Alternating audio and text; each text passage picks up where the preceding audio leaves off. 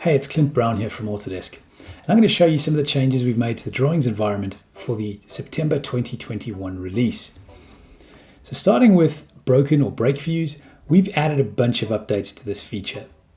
Out of the box, initially you could only break base views, and we can now break projected views. So here you can see a projected view, and I'm able to go in to the projected view, add in my break, and break my base view as well. I can even go and apply a break in this instance to this section over here.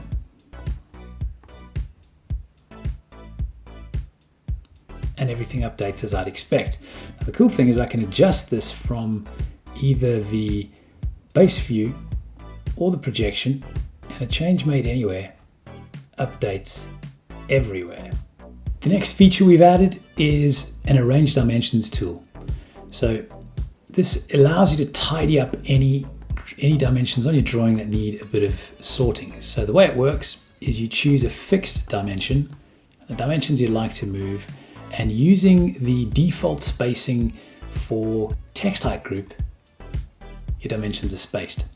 Now this tool also works on our right click, so we can right click and choose stack or align. At the moment we're looking at stacked dimensions, and you have a default setting. You can remember previous numbers, or you can type in your own. So if we set a spacing of 8, choose these dimensions over here, say OK, and those are now spaced along as we'd expect.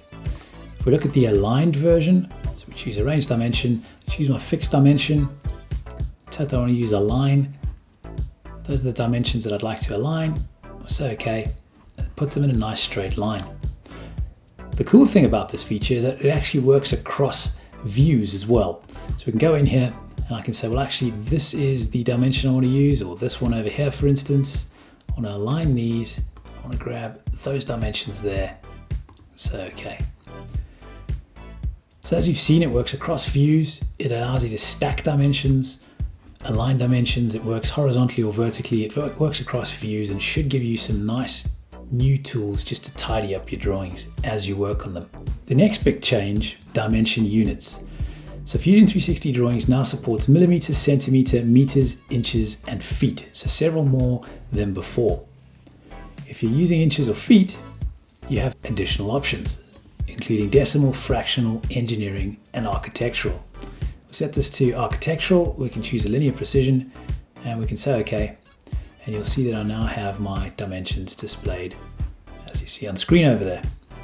Again, I can change that back to inches, and I can choose for them to be fractional. I can choose my linear precision, and I'll say OK. And I now have fractional inches on the drawing. The other thing that I can do with this is I can display my units.